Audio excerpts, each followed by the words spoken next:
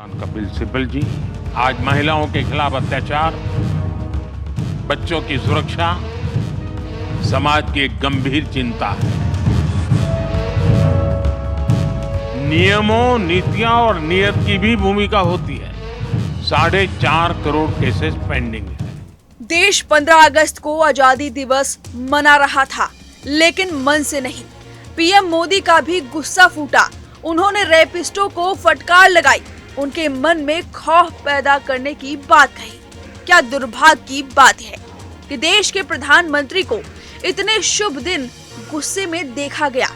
वजह थी कोलकाता के आरजी कार अस्पताल में अभया की चीख, जो किसी ने न सुनी। लेकिन अब लोगों का गुस्सा सबको नजर आ रहा है। गुस्सा ऐसा कि ममता सरकार को भी डर लग रहा है। लोगों का भरोसा बंगाल सरकार से उठ चुका है। पूरे मामले में बंगाल पुलिस की लापरवाही सबने देखी। 14 अगस्त की रात को वारदात वाली घटना को तोड़ डाला गया, जिसके बाद लोग सड़कों पर आ गए। मामले को बढ़ते देख पूरे केस को सीबीआई को सौंप दिया गया। उससे पहले मामले पर सुप्रीम कोर्ट ने भी फटकार लगाई।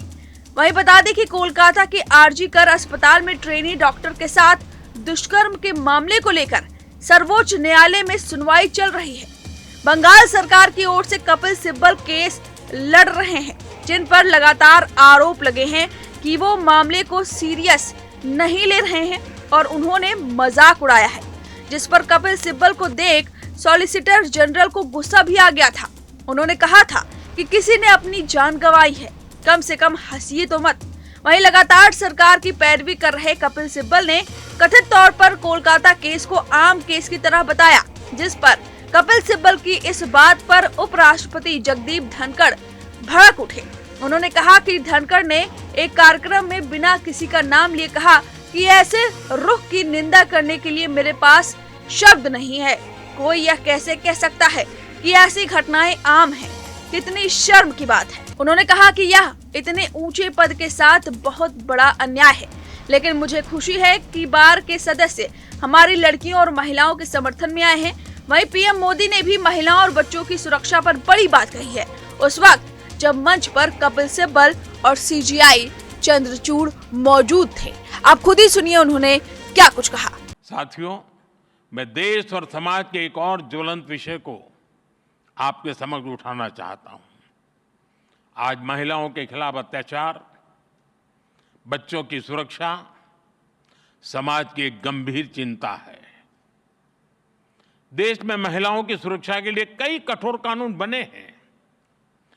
2019 में सरकार ने फास्ट ट्रैक स्पेशल कोर्ट की स्थापना की योजना बनाई थी। इसके तहत अहम गवाहों के लिए डिपोजिशन सेंटर्स का प्रावधान है। इसमें भी डिस्ट्रिक्ट मॉनिटरिंग कमेटीज की भूमिका महत्वपूर्ण हो सकती है। इस कमेटी में डिस्ट्रिक्ट जज, डीएम और एसपी भी शामिल होते हैं। क्रिमिनल जस्टिस सिस्टम के विभिन्न पहलुओं के बीच समन्वय बनाने में उनकी भूमिका अहम होती है। हमें इन कमेटियों को और अधिक सक्रिय करने की जरूरत है। महिला अत्याचार से जुड़े मामलों में जितनी तेजी से फैसले आएंगे, आधी आबादी को सुरक्षा का उतना ही बड़ा भरोसा मिलेगा। देश का सामान्य नागरिक न्याय के लिए सबसे पहले आप ही का दरवाजा खटखटाता है। इसलिए ये न्याय का प्रथम केंद्र है, ये पहली सीढ़ी है।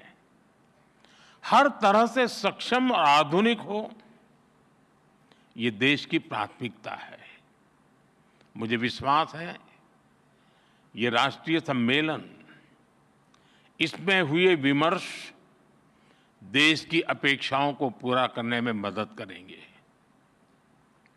साथियों, किसी भी देश में विकास का अगर कोई सबसे सार्थक पैरामीटर है तो वो है सामान्य मानवीय का जीवन स्तर। सामान्य मानवीय का जीवन स्तर उसकी ईज ऑफ लिविंग से तय होता है और सरल सुगम न्याय ये ईज ऑफ लिविंग की अनिवार्य शर्त है। ये तभी संभव होगा जब हमारी डिस्ट्रिक्ट कोर्ट्स आधुनिक इंफ्रास्ट्रक्चर और टेक्नोलॉजी से लैस होगी। हम सब जानते हैं कि आज डिस्ट्रिक्ट कोर्ट्स में करीब 4.5 करोड़ केसेस पेंडिंग है। न्याय में इस देरी को खत्म करने के लिए बीते एक दशक में कई स्तर पर काम हुआ है। पिछले 10 वर्षों में देश ने जुडिशियल इंफ्रास्ट्रक्चर के विकास के लिए लगभग 8,000 करोड़ रुपए खर्च किए हैं। आपको एक और तथ्य जानकर खुशी होगी, पिछले 25 साल में जितनी राशि जुडिशियल इंफ्रास्ट्रक्चर पर खर्च की गई, उसका 75% पिछले 10 वर्षों में ही हुआ है। इन्हीं 10 वर्षों में डिस्ट्रिक्ट जुडिशरी के लिए 7,500 से ज्यादा कोर्ट हॉल और 11,000 रेसिडेंशियल यूनिट्स तैयार की गई है। साथियों, मैं जब लीगल फ्रेटर्निटी के बीच आता हूं तो ई कोर्ट्स का विषय आना बहुत स्वाभाविक है। टेक्नोलॉजी के इस इनोवेशन से केवल न्यायिक प्रक्रियाओं में तेजी ही नहीं आई, इससे वकीलों से लेकर फरियादी तक हर किसी की परेशानियां भी तेजी से कम हो रही है।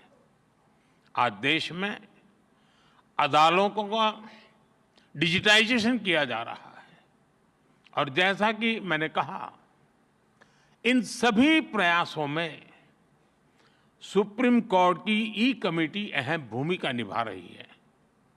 साथियों, पिछले वर्ष ई कोर्ट्स प्रोजेक्ट के तीसरे फेज को भी स्वीकृति मिली है।